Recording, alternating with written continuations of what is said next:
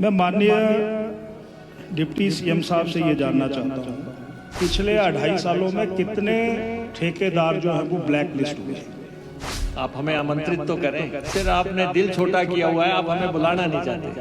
अध्यक्ष महोदय, जो प्रश्न मैंने पूछा था और बड़े विस्तार से माननीय डिप्टी चीफ मिनिस्टर साहब जिनके पास जल शक्ति विभाग है, विस्तार से उत्तर दिया है। मैं माननीय डिप्टी सीएम साहब से ये जानना चाहता हूँ कि ये जो उत्तर दिया है इसमें पिछले 2.5 सालों में कितने ठेकेदार जो हैं वो ब्लैक लिस्ट हुए हैं, और ब्लैक लिस्ट में उनके द्वारा जो नियमों की पालना नहीं की गई, नियमों का उल्लंघन किया गया, एक तो मैं ये जानना चाहता हूँ। और जो आपने जानकारी दी हुई है, हिमाचल प्रदेश में तमाम जो हमारे डिवीज़न हैं जल शक्ति विभाग के, कितने ठेकेदारों की कितनी पेमेंट जो है अभी तक पेंडिंग है।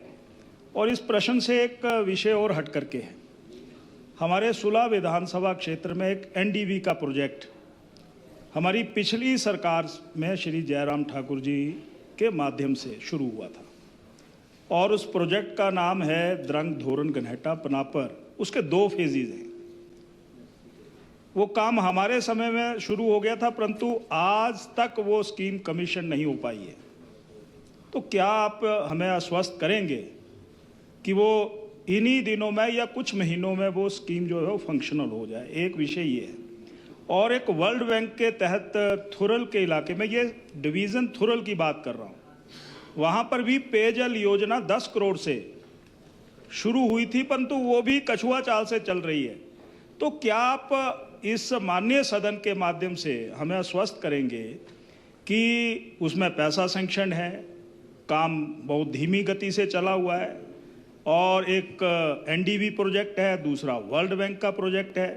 तो कृपया करके आप हमें आश्वस्त करें ताकि लोगों को पेयजल की समस्या का हल हो सके। वैसे पिछली सरकार ने सुलह विधानसभा क्षेत्र में पीने के पानी की जल जीवन मिशन में कोई कमी नहीं छोड़ी है, परंतु इन कंटिन्यूड काम को आप आगे बढ़ा करके और कुछ महीनों में कंक्लूड कर दें, ये माननीय उप मुख्यमंत्री से मैं जानना चाहता हूँ। शुक्रिया।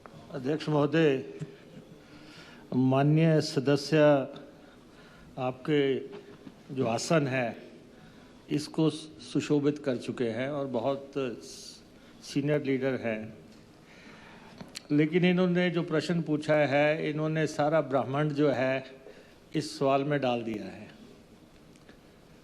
अगर ये खुद आसन पे होते तो ये कहते नॉट रेलेवेंट, लेकिन अध्यक्ष महोदय, मैं इनको ये बताना चाहता हूँ कि प्रदेश में अब कितने ठेकेदार हैं। ठेकेदारों की तो आपको मालूम है कि बाढ़ है, भंडार है, और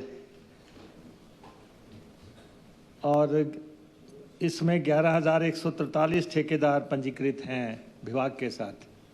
वो तो आपके समक्ष ही हैं। और जल शक्ति विभाग ने इनको 92,619 ठेके दिए, और इनमें से 74,000 पे काम भी कंप्लीट हो गया। अध्यक्ष महोदय, जो ठेकेदार रजिस्टर होते हैं, ए कैटेगरी का है, चीफ इंजीनियर करता है, बी और सी कैटेगरी के एससी करते हैं, और डी कैटेगरी के एक्शियंस करते हैं। तो हमारे पास ए श्रेणी के 215 ठेकेदार हैं, बी श्रेणी के 293 ठेकेदार हैं, सी श्रेणी के 852 हैं, और डी में वही होता है जो आपकी सरकार में भी होता है, हमारी सरकार में भी होता है। आपको जब आप एमएलए बनते हैं, आप कहते हैं हमारी सरकार आ गई और हमारे को रजिस्टर करवाओ। तो ये काफ़ी संख्या है, 10,000 के आसपास संख्या है, और कुल ठेकेदार 11,143 है। अध्यक्ष महोदय, ठेकेदारों को जो है जो आवंटित किए काम है 92619 है, इन ठेकों में 6605 करोड़ रुपया इन्वॉल्व है और इसमें हम 4000 करोड़ की राशि जारी भी कर चुके हैं और अभी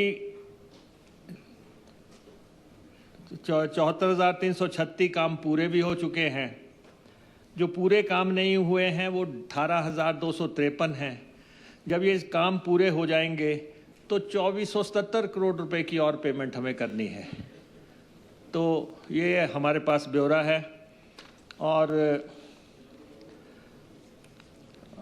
एनडीबी की आपने बात की, ये तो अध्यक्ष महोदय बड़ा स्पष्ट है, जो व्यक्ति काम करता है वही इस सदन में पहुंचता है। ये इन्होंने कहा पानी में इनकी कॉन्स्टिट्यूंसी में अच्छा काम हुआ, तो जिसने जिस सेक्टर में भी अच्छा काम किया होता है वो इस यहाँ पहुंच जाता है। और एनडीपी की आपकी स्कीम है, पैसे की कोई कमी नहीं है, टेस्टिंग हो गई है। आप जिस दिन भी कहेंगे आप हमें आमंत्रित तो करें, मुख्यमंत्री जी को आमंत्रित करें, हमें आमंत्रित करें, आप जिस दिन कहेंगे उस दिन चला देंगे इसको। और ऐसे ही वर्ल्ड बैंक में भी पैसे की कोई कमी नहीं होती, आपकी स्कीमों में पैसे की कोई कमी नहीं है, सिर्फ आपने दिल छोटा किया हुआ है, आप हमें बुलाना नहीं चाहते। ये बात। हाँ।